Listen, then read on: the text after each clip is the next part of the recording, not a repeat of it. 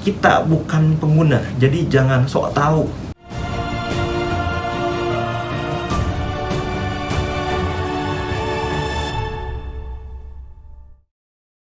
Halo semuanya, perkenalkan saya Afdan. Kali ini saya akan ngebahas mungkin banyak materi ya, kita akan bagi-bagi antara sekitar 13 sampai 16 sesi.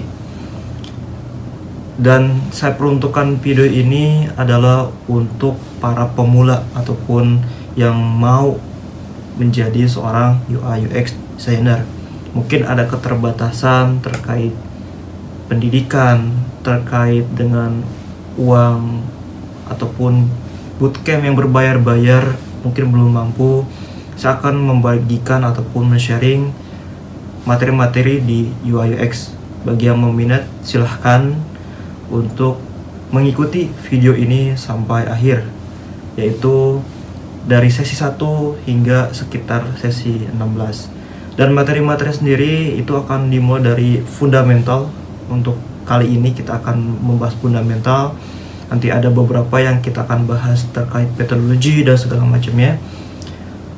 Kita akan belajar semuanya di sini. Semoga video ini dapat bermanfaat dan saya berharap semua bisa mengikuti.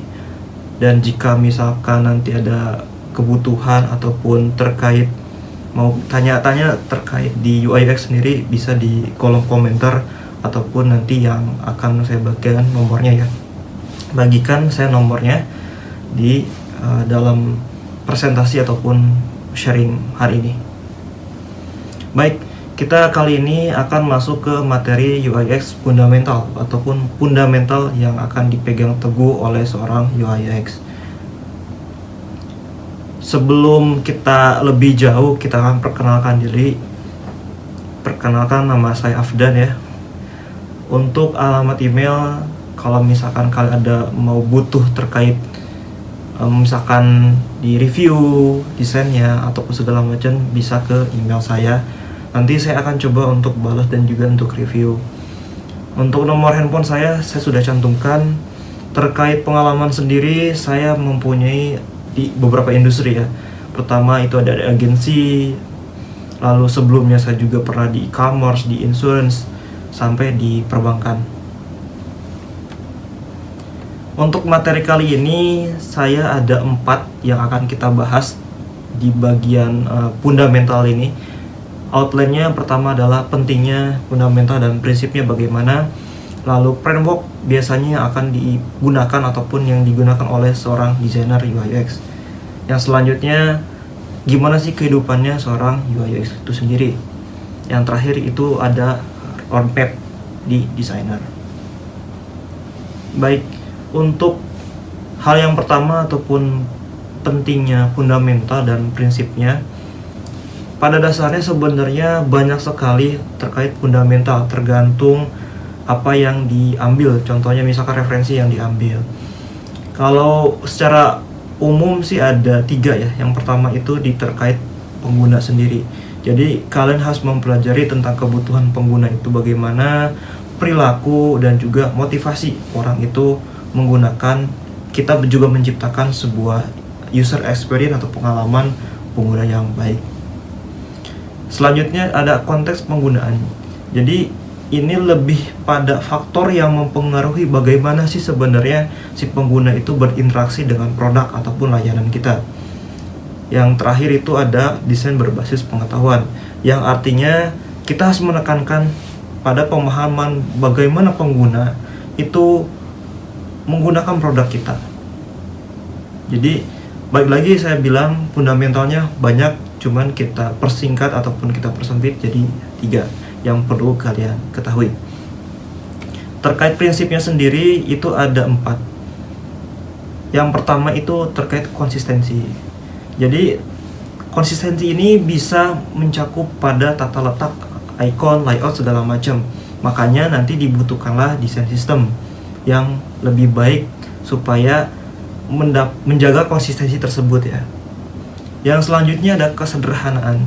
Jadi memastikan bagaimana produk itu dapat digunakan tanpa membingungkan pengguna. Jadi harus lebih sederhana. Katakanlah kita ingin membuat satu belanja nih keranjang chart gitu ya. Gimana caranya orang itu supaya cepat dalam melakukan pembayaran dari pemilihan produk sampai pada tahap dia pembayaran, selesai di pembayaran. Kayak gitu ya. Lalu yang ketiga adalah keterjangkauan. Artinya sebenarnya kita membuat sistem itu harus sesuai dengan penggunanya. Terutama agak sedikit kita harus mementingkan nih, kalau misalkan di industri medical ataupun di bagian kayak kesehatan gitu ya, kita harus mementingkan ataupun menjaga juga aksesibilitas dan inklusivitasnya. Terutama harus pada misalkan ya orang yang maaf mungkin kurang disabilitas kayak gitu ya. Jadi kita bisa juga digunakan oleh pihak-pihak tertentu. Dan balik lagi memang harus sesuai dengan penggunanya. Kalau di industri kesehatan memang harus agak kita memperhatikan itu gimana orang umum bisa berinteraksi atau menggunakan aplikasi ataupun mungkin berbentuk yang lainnya, berbentuk produk kayak gitu ya. Lalu juga ada feedback. Jadi kita juga harus melihat terus feedback tersebut, jangan hanya tutup mata, karena kita juga harus memahami bagaimana sih mereka itu berinteraksi. Apakah misalkan mungkin tombolnya salah atau bukan salah sih, letaknya yang kurang tepat. Jadi kita juga harus mereview tersebut ya. Makanya kita butuh feedback. Nah, dari pengalaman saya sendiri itu kan dulu itu ada katakanlah 5 bintang. Nah, sekarang ini udah disederhanakan cuma 3 bintang. Itu juga akan membuat kita lebih cepat memahami dan si user pun gak terlalu bingung cuma ada 3 bintang kayak gitu. Jadi kalau dulu mungkin 5 bintang, sekarang udah mulai jadi mempersingkat lagi, gimana jadi 3 bintang aja, bagus, jelek, dan mungkin sangat bagus atau cukup gitu ya. Nah, itu sebenarnya prosesnya udah cukup panjang dan kalian juga bisa melihat untuk mungkin di bagian aplikasi, bisa kalian contoh untuk Tokopedia segala macam. Kita juga harus tetap update gitu ya. Meskipun katakanlah tidak ada feedback. Nah, kita juga harus melihat ke orang lain apakah ada kendala dalam hal pengisian feedbacknya kayak gitu. Ada beberapa sebenarnya mindset yang kita harus terapkan ataupun kita pegang teguh lah sebagai seorang UI UX. Yang pertama itu ya kita harus memecahkan masalah orang gitu ya. Dan sebenarnya bukan hanya tampilan sih, kita juga harus sesuai dengan pengguna tersebut kayak gitu ya. Jadi pada intinya gini, kita kan ada kasus di Bank BCA. Kenapa Bank BCA tidak berubah si tampilannya? Ya karena pengguna mereka ataupun user mereka masih ada yang baby boomer. Sehingga kalau kita ubah, maka trainingnya pun akan sangat lama lagi, membutuhkan biaya segala macam. Banyak pertimbangan sih sebenarnya untuk hal tersebut. Jadi desain yang baik itu adalah desain yang bisa mengerti usernya dan juga bisa memahami bisnis. Oke. Yang kedua adalah kita bukan pengguna, jadi jangan sok tahu. Boleh kita berasumsi, tapi kita juga harus memvalidasinya, kayak gitu ya. Jadi kita bukanlah seorang pengguna, makanya kita butuh untuk nanti di research. Untuk pengertian UX sendiri mungkin sudah banyak lah ya, bertebaran di mana-mana. Mungkin kalian juga sudah cukup memahami apa itu UX, apa itu UI. Kalau untuk di Nielsen sendiri seperti ini terkait mungkin pengertiannya ya, Nielsen and Norman and Nielsen tersebut. Ada juga terkait UI-nya. Tadi kan terkait UX dan ini terkait UI-nya. Untuk secara pengertian sebenarnya banyak juga ya referensi-referensi di luar sana yang mungkin sudah berkembang, dan juga banyak penelitian ataupun jurnal yang sudah mengartikan UI itu apa, UX itu apa.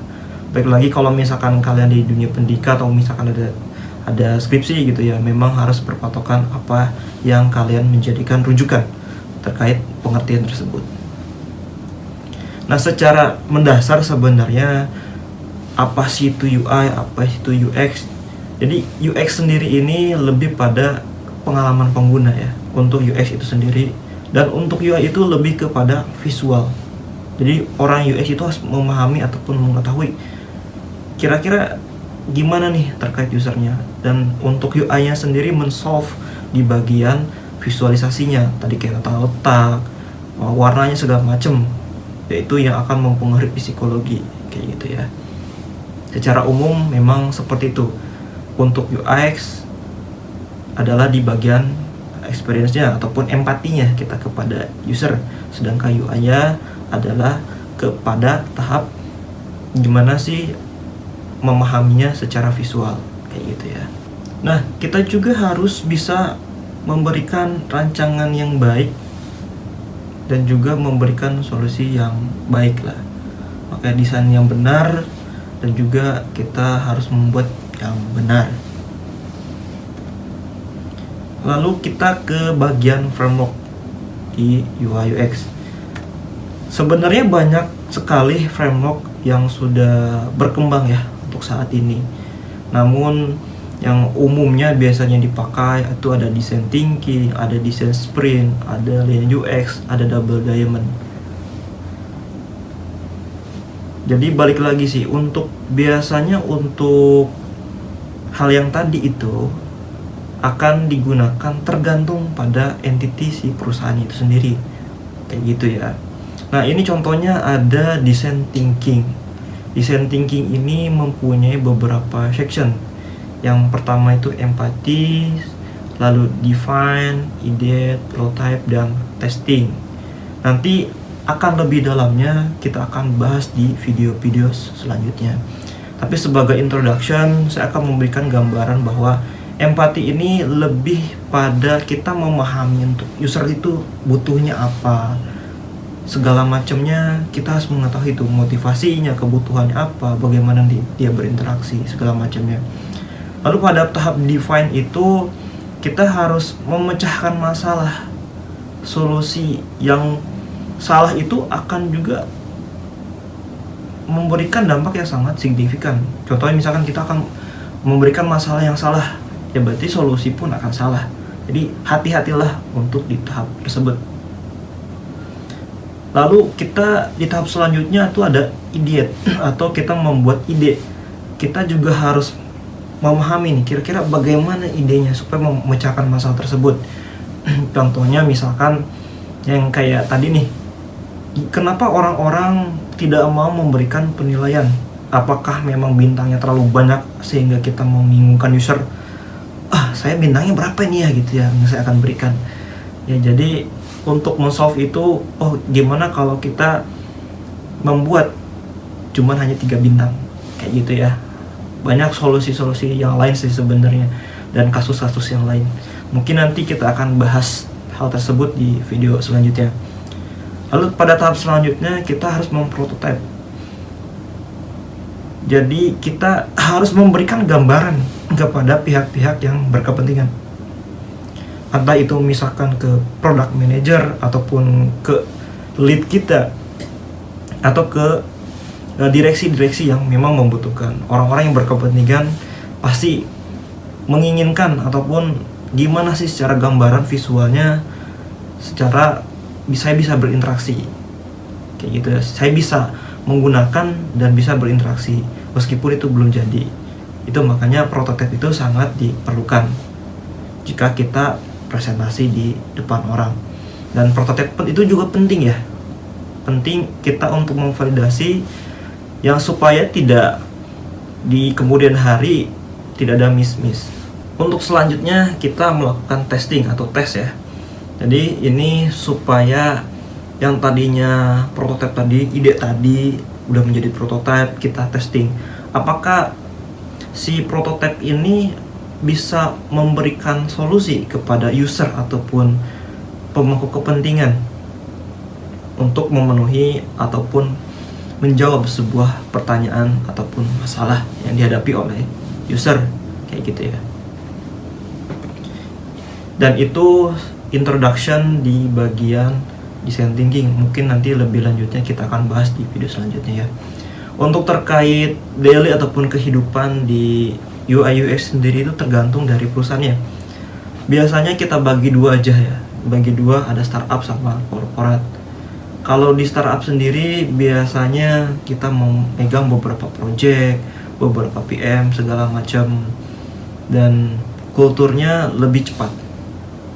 Dan kadang implementasi untuk framework, katakanlah kita menggunakan desain sprint, itu bisa mendukung. Dan itu beda halnya di korporasi, banyak birokrasi segala macam yang memang kita harus hadapi. Cuman kalau dari alur sendiri untuk di startup memang lebih cepat, karena kinerja pun kita juga harus diperhatikan. Sedangkan untuk di korporasi mungkin agak sedikit ada spare waktu lah kayak gitu ya. Jadi orang UX sendiri sebenarnya ada di tengah-tengah kehidupan ataupun denyut nadi dalam development sebuah produk gitu ya. Kita harus mengerti ya sedikit lah tentang bisnisnya, teknologinya, dan kebutuhan usernya. Makanya kita ada di tengah-tengah terkait kebutuhan keseluruhan tersebut gitu ya. Dan hal yang perlu diperhatikan juga bahwa kita harus memahami seorang user dan masalahnya. Lalu kita men-solve dengan ide-ide kita gimana nih, baru kita nanti validasi, kita presentasi, dan kita akan menerima feedback ataupun umpan balik dari hasil yang kita sudah presentasi. Nah, skill penting yang memang harus dikuasai ada beberapa sih. Pertama itu kita harus kritis dan juga berpikir kreatif. Hal ini poin utama dalam hal ketika kalian ingin menjadi seorang UI UX.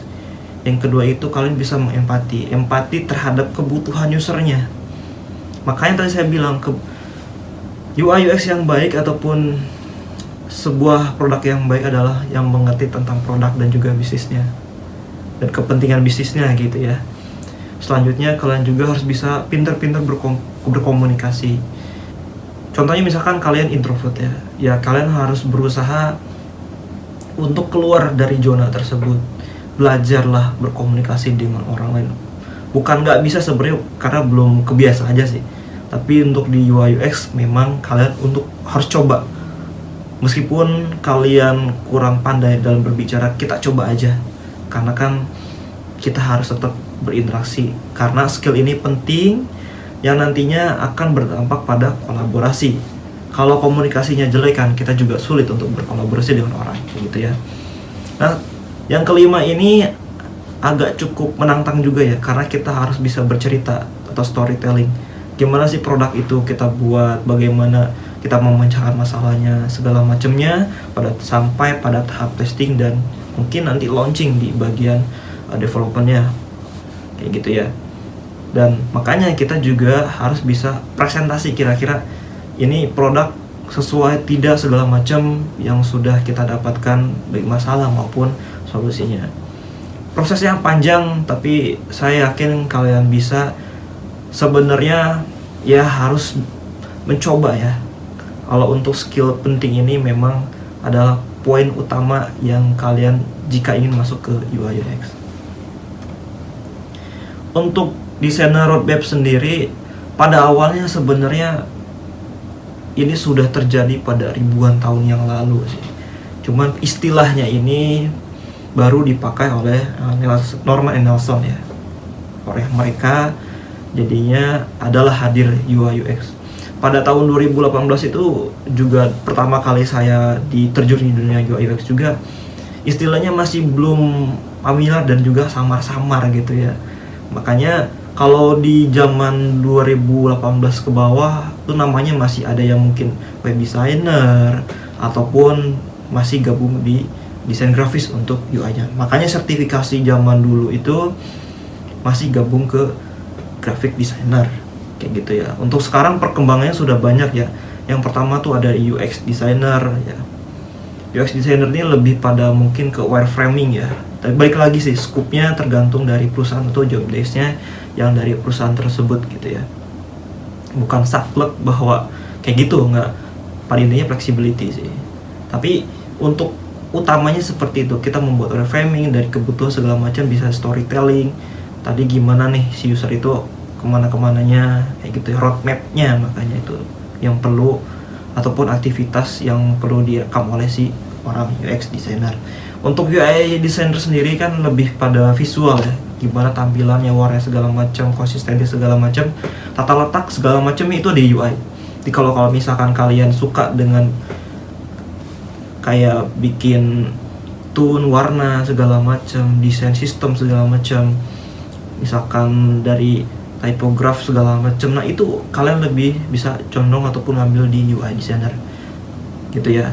Kalian bisa, kalau misalkan kalian lebih suka pada tahap mengerti memahami orang, itu bisa ambil di UX designer. Kalau di UI itu kalian lebih visual, lebih ketika yang hasil dari orang UX designer, kalian harus bisa memvisualisasikan, oh kira-kira gimana sih tampilannya yang baik untuk user tersebut. Lalu ada UX writer, jadi ini lebih ke copywriting.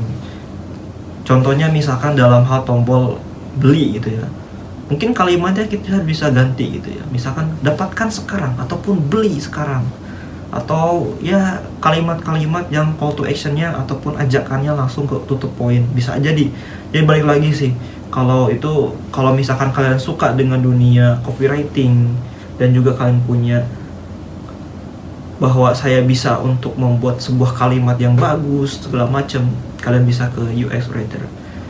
Nah untuk UX researcher sendiri lebih fokusnya pada gimana menggali informasi dan juga kebutuhan yang harus benar-benar valid lah, dan kita juga bisa menganalisis di bagian UX researcher.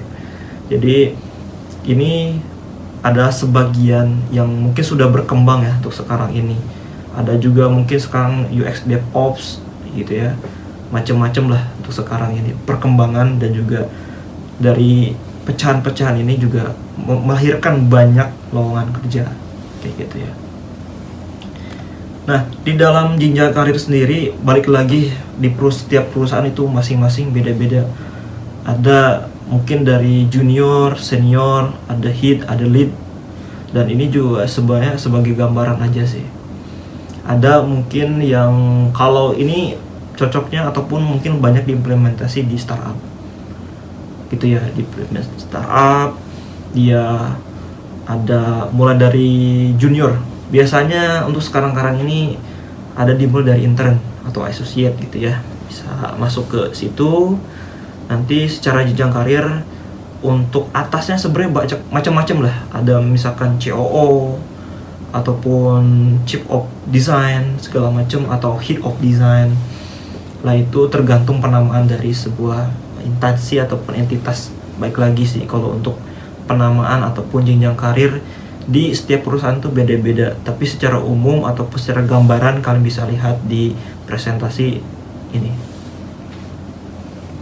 Karena kalau di startup itu akan dibagi dua sih, mau itu jadi kontributor ataupun di bagian manajerial gitu ya. Entah itu misalkan kontributor tuh lebih pada kalian meskipun udah tinggi jabatannya, tapi masih bisa membuat katakanlah UI-nya kayak gitu-gitu ya, masih bisa berinteraksi dengan user. Makanya ada kalau di startup itu bagi dua.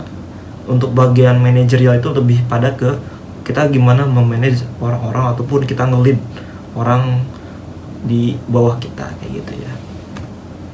Baik, untuk tips dan triknya untuk menguasai dasar dan prinsip itu kita hanya baca dan terapkan. Jadi kalian bisa pakai ATM, amati, tiru, dan modifikasi.